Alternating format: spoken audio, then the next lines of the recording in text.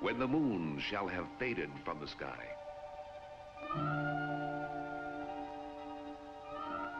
And the sun shall shine at noonday, a dull cherry red. And the ice cap shall have crept downward to the equator from either pole. When all cities shall have long been dead, and all life shall be on the very verge of extinction on the globe, then on a bit of lichen growing on the bald rocks beside the eternal snows of Panama shall be seated a tiny insect, preening its antennae in the glow of the worn-out sun, representing the sole survivor of animal life in this, our Earth. A melancholy bug. It could happen. After all, the odds favor the bug over man by at least 500,000 to 1.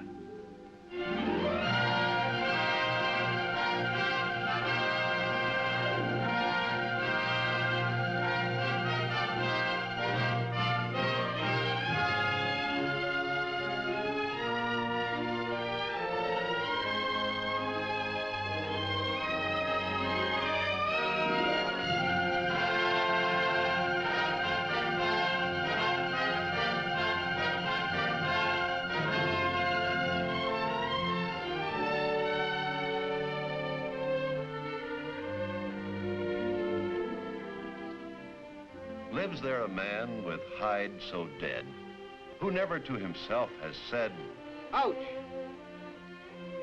If the odds were always 1 to 1, or even a mere 100 to 1, and if insect attacks were always right out in the open, we wouldn't have much trouble conquering the insects in simple, direct combat.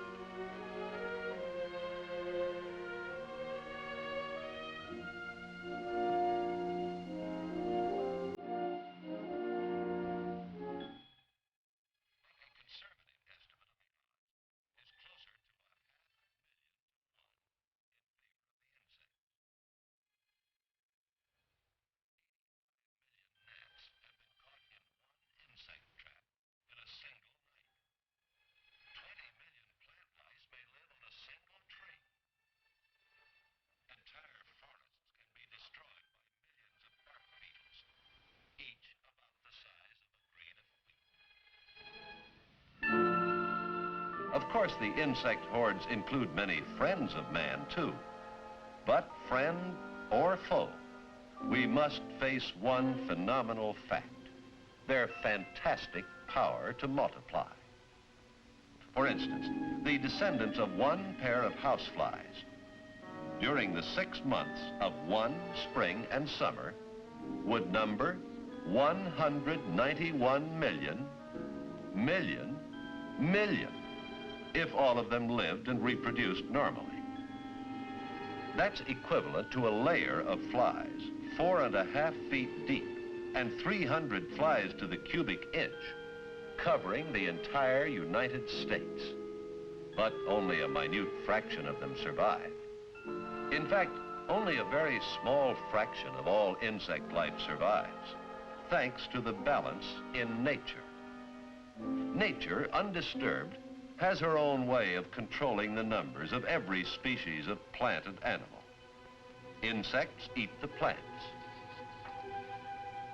Insects eat other insects. Birds and other animals eat the insects.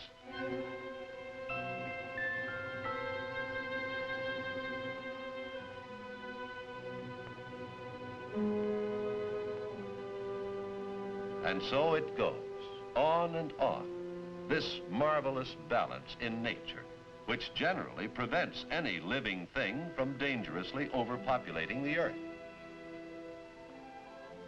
When we violently upset this natural balance, however, as we frequently and inevitably do with our civilized ways of life, we bring tremendous troubles with insect pests upon ourselves.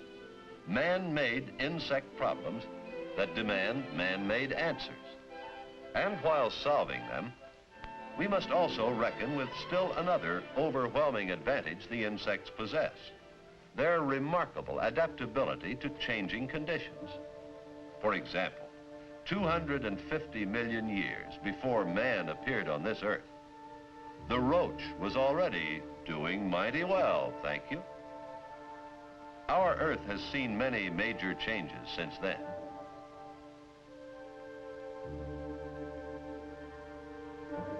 During the last million years, the age of man, whole species of men have been erased from the earth by the destructive forces of nature. But the roach, displaying the insect's remarkable adaptability to change, has survived it all, practically unchanged in form. Many species have even adapted to the habits of man. And the insecticides that kill insects today may not phase the same species a year from now. Insects develop immunities to specific control measures almost as fast as man invents new ones. Complicating the solution of our insect problems are the amazing varieties in the life cycles of insects. For example, the silverfish, one of the most primitive insects to be seen in America today, has a simple two-stage life cycle. The egg and the adult.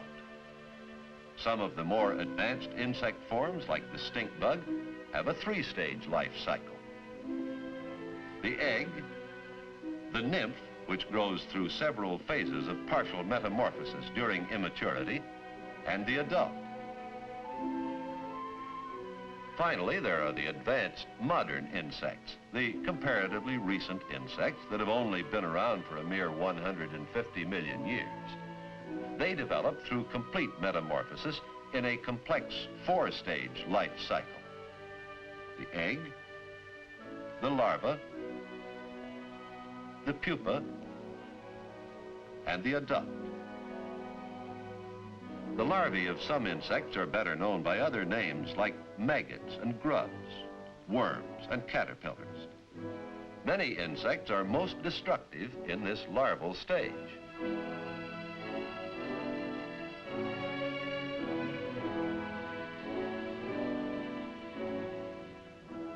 In one or another of their almost infinite forms, insects live everywhere. They number more separate species through a greater range of shapes and sizes than all the rest of the animal kingdom put together. Insects are far and away our greatest rivals in the struggle for survival and mastery of the earth. Our insect enemies compete with us for everything we raise, whether it be food or fiber. Not only do they eat our plants, but at the same time, many of them also spread virus diseases from plant to plant. They ravage our fruit and attack our trees.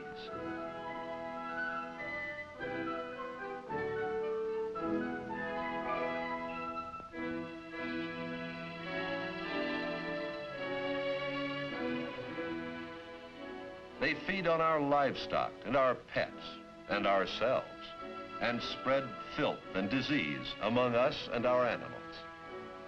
They attack much of what we build and many of the things we manufacture. The average bug bill paid by the United States each year is about $4 billion.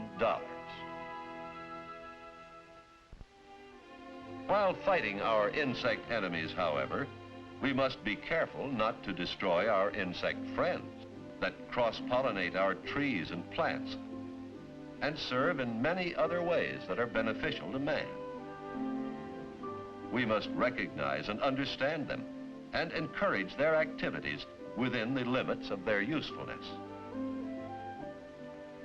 Probably the least known and most misunderstood of our insect friends are the predatory ones, which destroy our insect enemies. These predators are the lions and tigers of the insect world. And even more interesting and helpful to us than the predators are the parasitic insects. They lay eggs on or in the larvae and adults of other insects. the eggs hatch, and the parasite's larvae feed on the host.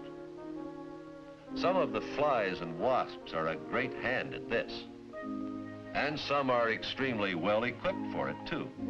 This one can penetrate several inches of wood with her long thread-like egg layer in order to parasitize wood-boring larvae. Actually, our insect friends and enemies deserve no credit nor blame for helping or harming us. They are simply living their own lives and thus maintaining the fundamental balance in nature.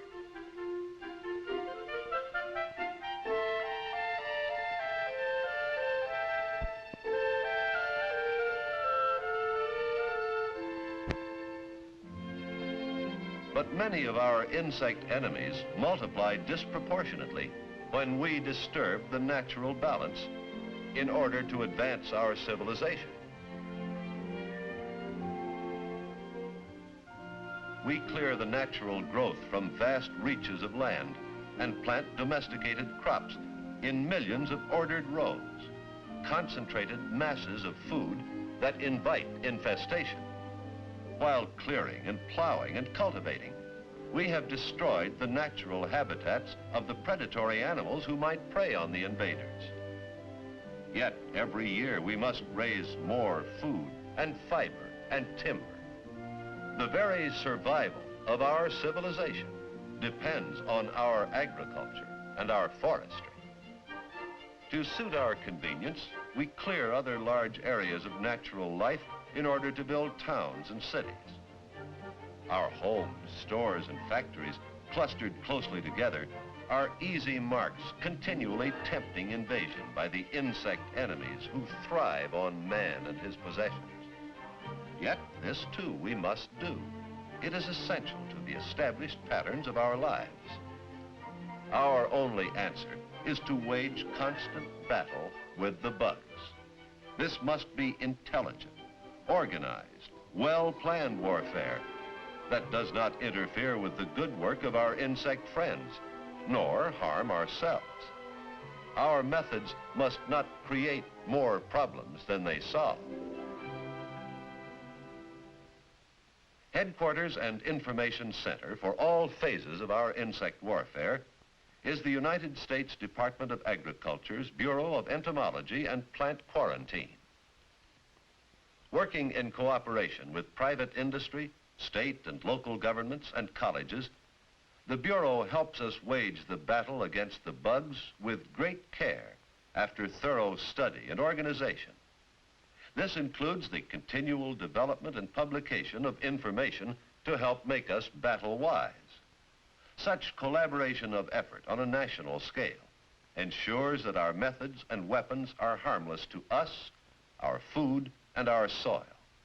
Using this proper caution and skilled guidance, we must fight our insect enemies with every weapon our imagination and science can devise.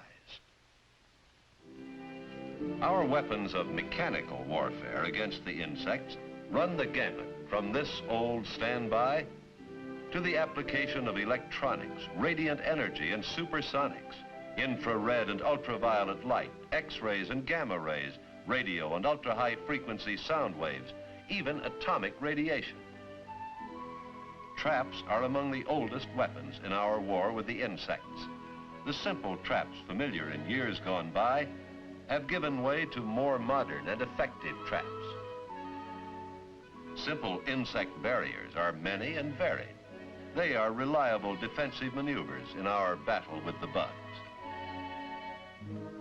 We drain or fill swamps and straighten creek channels to eliminate stagnant waters where our insect enemies breed. Garbage and sewage collection and disposal are important phases of our mechanical warfare. A well-planned plowing job at exactly the right time, with natural air support from the birds, will annihilate many species of burrowing grubs and larvae that spend part of their lives underground.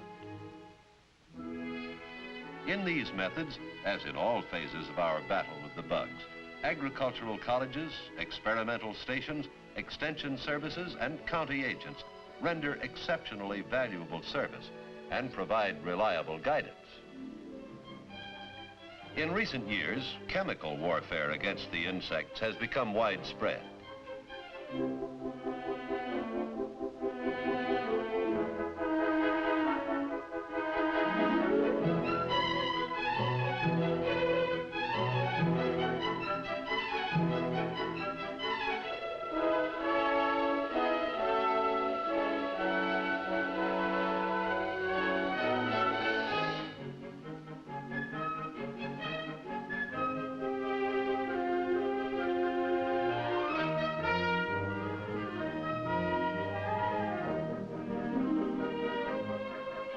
Chemical warfare provides immediate relief from insect attack and infestation, and the residual effects of insecticides are extremely valuable in preventive warfare and sanitation.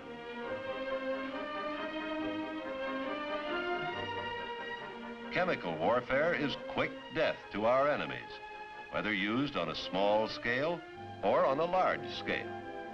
Of all our weapons, insecticides are the most adaptable and effective for achieving quick results, especially in times of emergency. With insecticides, vast areas can be treated in a short time, an outstanding advantage in our warfare against the insects. Backing up the battle all along the line are the laboratories of industry, government, and colleges in which research scientists are constantly developing and testing new insecticides to further the fight tomorrow. Under carefully controlled conditions, they take great pains to breed and raise healthy, sturdy insects. Tough, hard-to-kill little animals that might well be considered the blue ribbon livestock of the insect world. Then, with equal patience, under carefully controlled conditions, they systematically kill these superb specimens in the never-ending search for more powerful and useful insecticides. This research must go on and on without let-up. Time after time, our insect enemies continue to demonstrate their abilities to develop resistance and immunity to specific insecticides. Perhaps the most long-range and strategical phase in our conquest of the bugs are quarantine measures, which have become increasingly prevalent in recent years. Potential insect migrations and infestations are stopped at the national borderline, state lines, even right at the county line in some unusual cases. Quarantine measures include the thorough inspection and fumigation of incoming ships, trains, trucks, and planes and their cargoes in order to destroy insect hitchhikers. If these practices had been in use a century or two ago, numerous foreign insect invaders would be considerably less prevalent in the United States. Today, quarantine measures are continually retarding and reducing their spread.